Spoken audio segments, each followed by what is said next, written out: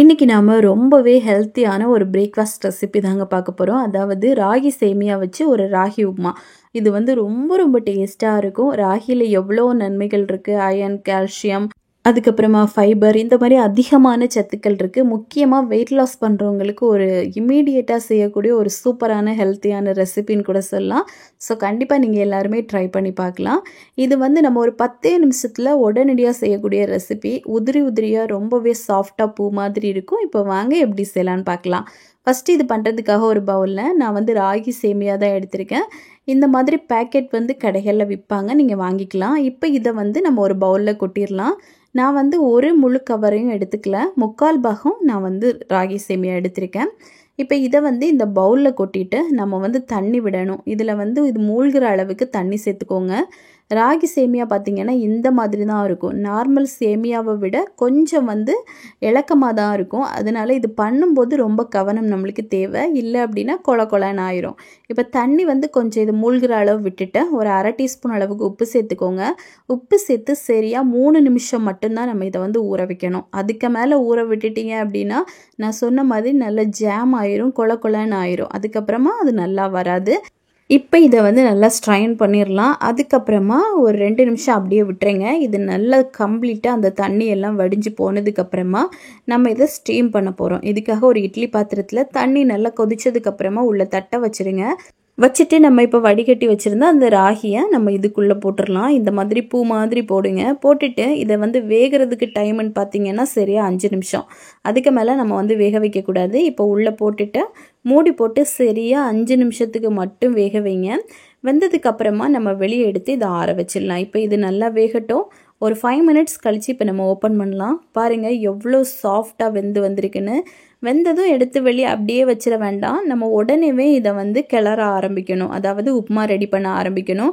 இல்லைன்னா இது அப்படியே அந்த தட்டிலே இருந்துட்டு நல்லா ஒட்டிகிட்டு இருக்கும், பூ மாதிரி வராது. இப்போ நம்ம ஒரு கடாய் எடுத்து அடுப்பில் வச்சுட்டு சரியாக 3 டேபிள் ஸ்பூன் அளவுக்கு எண்ணெய் சேர்த்துருக்கேன். நீங்கள் நெய் கூட போட்டுக்கலாம். இப்போ இதில் 1 டீஸ்பூன் கடுகு, 1 டீஸ்பூன் அளவுக்கு கடலைப்பருப்பு, 1 டீஸ்பூன் அளவுக்கு உளுத்தம் பருப்பு சேர்த்துட்டு இது கூட கொஞ்சமாக ஃப்ரெஷ்ஷான கருவேப்பிலை, அப்புறமா ஒரே ஒரு பச்சை மிளகாய், நீங்கள் காரத்துக்கு தகுந்த மாதிரி 1, 2 போட்டுக்கலாம். அப்புறமா ஒரே ஒரு வெங்காயம் இதை குட்டியாக கட் பண்ணி சேர்த்துட்டு நல்லா வதக்கிக்கோங்க. இப்போது இது வந்து ஓரளவுக்கு நல்லா வதங்கினதுக்கப்புறமா நம்ம வெஜிடபிள்ஸ் போட்டுக்கலாம். நான் வந்து 3லேருந்து 4 பீன்ஸை குட்டி குட்டியாக சாப் பண்ணி போட்டிருக்கேன். ஒரே ஒரு மீடியம் சைஸ் கேரட் அதையும் குட்டியாக கட் பண்ணி வச்சுருக்கேன், போட்டுக்கலாம். அப்புறமா கொஞ்சமாக இந்த பட்டாணி, இது வந்து ஆப்ஷனல் தான். நீங்கள் எந்தெந்த வெஜிடபிள்ஸ் உங்களுக்கு வேணுமோ நீங்கள் சேர்த்துக்கலாம். கேப்சிகம் போடலாம், காலிஃப்ளவர் போடலாம், அப்புறமா முட்டைக்கோஸ் கூட நீங்கள் துருவி போட்டுக்கலாம். இப்போ இவ்வளோ போட்டுட்டு நல்லா மிக்ஸ் பண்ணிக்கோங்க. இப்போ இதில் ஒரு 1/4 டீஸ்பூன் அளவுக்கு நம்ம உப்பு போட்டுக்கலாம். இப்போது உப்பு போட்டுட்டு கொஞ்சம் வேகட்டும். நம்ம உப்பு போட்டு வேக வைக்கும்போது இந்த வெஜிடபிள்ஸ் வந்து கொஞ்சம் சீக்கிரமாக வெந்து வரும், அதுக்காக தான். இப்போ இது கொஞ்சம் வந்து நல்லா வேகட்டும். மூடி போட்டு வேக விட்டுருங்க. கிட்டத்தட்ட ஒரு 1லேருந்து ஒரு 2 நிமிஷத்துலேயே கொஞ்சம் நல்லா குக் ஆயிரும். இப்போது நம்ம மூடி ஓப்பன் பண்ணி பார்க்கலாம். பாருங்கள் ஓரளவுக்கு நல்லா வெந்துருச்சு. பட்டாணியை வந்து நீங்கள் ஆல்ரெடி குக்கரில் போட்டு வேக வச்சு சேர்த்தாலும் ஓகே தான். இல்லை அப்படின்னா பச்சை பட்டாணியாக சேருங்க. இப்போ நம்மளுக்கு வெஜிடபிள்ஸ் ஒரு 3/4 பாகம் நல்லா வெந்ததுக்கப்புறமா நம்ம ராகியை உள்ளே போட்டுடலாம். பாருங்கள் எவ்வளோ சாஃப்டாக பூ மாதிரி இருக்குன்னு. உள்ளே எல்லாத்தையுமே இப்போ நம்ம போட்டுக்கலாம். போடும்போது உங்களுக்கு ஒரு வேளை ஒட்டிகிட்ருக்கு அப்படின்னா அது லேசாக கை வச்சு எடுத்து விடுங்க, உங்களுக்கு சூப்பராக வரும். இப்போ இதை வந்து இந்த ராகி சேமியா கூட நல்லா வந்து கம்பைன் ஆகிறபடி நம்ம மிக்ஸ் பண்ணி விடணும். மிக்ஸ் பண்ணும்போது பார்த்திங்கன்னா அது அப்படியே செட் ஆயிரும். நம்மளுக்கு சேமியா வந்து எல்லா வெஜிடபிள்ஸ் கூட எண்ணெய் கூட அப்படியே செட் ஆயிரும். நல்லா வந்து மிக்ஸ் பண்ணி விடுங்க. லோ ஃப்ளேமில் நம்ம வச்சா போதும். இனிமேல் வேகணும்னு அவசியம் இல்லை. ஆல்ரெடி நம்மளுக்கு ராகியும் நல்லா வெந்துருச்சு, அதே சமயம் வெஜிடபிள்ஸும் நல்லா வெந்துருச்சு. ஃபைனலாக கொஞ்சமாக இன்னும் கொஞ்சம் டேஸ்ட்டை என்கேஜ் பண்ணி கொடுக்கறதுக்காக 1 டீஸ்பூன் அளவுக்கு துருவின தேங்காய், அப்புறமா கொஞ்சமாக கொத்தமல்லி தலையும் போட்டு நல்லா வந்து மிக்ஸ் பண்ணிடலாம். இப்போ நல்ல வாசனையாக அதே சமயம் நல்ல டேஸ்ட்டாக இருக்கும். இப்போது நல்லா மிக்ஸ் பண்ணி கொடுங்க. மிக்ஸ் பண்ணி கொடுத்துட்டு நல்லா சுட சுட இதை வந்து நம்ம சர்வ் பண்ணணும். அவ்வளோத்துக்கு டேஸ்ட்டாக இருக்கும். ஸோ கண்டிப்பாக நீங்கள் வந்து மிஸ் பண்ணாமல் இதை ஒரு முறையாவது ட்ரை பண்ணி பாருங்கள். பாருங்கள் எவ்வளோ சூப்பராக பூ மாதிரி இருக்குன்னு.